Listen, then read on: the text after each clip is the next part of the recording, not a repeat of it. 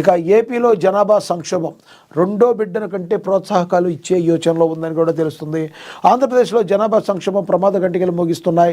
రాష్ట్రంలో సంతానోత్పత్తి రేటు ఆందోళనకరంగా పడిపోవడంతో భవిష్యత్తులో తలెత్తే తీవ్ర పరిణామాలను నివారించేందుకు ప్రభుత్వం కీలక చర్యలకు సిద్ధమవుతుంది. ఇందులో భాగంగా ఫ్రాన్స్, హంగేరీ వంటి దేశాల్లో అమలు చేస్తున్న తరహాలో రెండో బిడ్డను కనేవారికి ప్రత్యేక ప్రోత్సాహకాలు అందించే ప్రతిపాదన పరిశీలిస్తున్నట్టు ఓ ఉన్నతాధికారి వెల్లడించారు.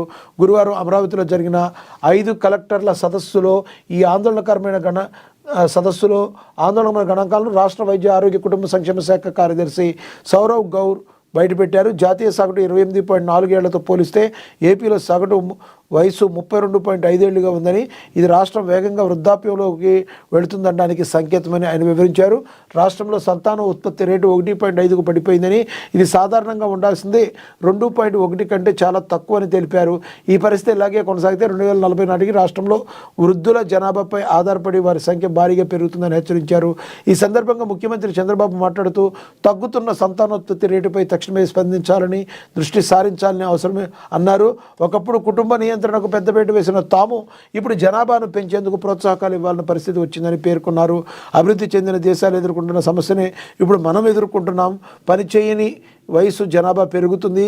ఇకపై పిల్లల్ని కనేలా కుటుంబాలను ప్రోత్సహించడంపైనే మనం దృష్టి పెట్టాలని సౌరభ్ గౌర్ తెలిపారు. ఇది గతంలో ఆల్రెడీ సంవత్సరాల క్రితమే మరి చంద్రబాబు ప్రకటించడం జరిగింది.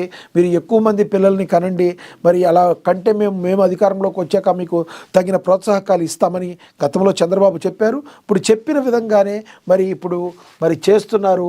మరి అదంతా కూడా ఆందోళన కలిగే విషయం ఏంటంటే మరి సగటు రేటు 1.5కు పడిపోయింది. ఉండాల్సింది అసలు 2.1 జననాల రేటు. మరి ఎప్పుడైతే మీకు పిల్లలు పుట్టడం జననాల రేటు ఏదైతే తగ్గిపోతుందో మనకు తెలవకుండానే మరణాల రేటు ఎలాగో అది పెరిగేది కాదు, తగ్గుతూనే ఉంటుంది. కాబట్టి ఈ విషయంలో వృద్ధుల సంఖ్య పెరిగిపోయే అవకాశం ఉంటుంది. 35 ఏళ్ల పైన వచ్చేవాళ్ళు రానున్న 2040 టైంకి వాళ్ళు వృద్ధులు అవుతారు. అలా వృద్ధులైపోయిన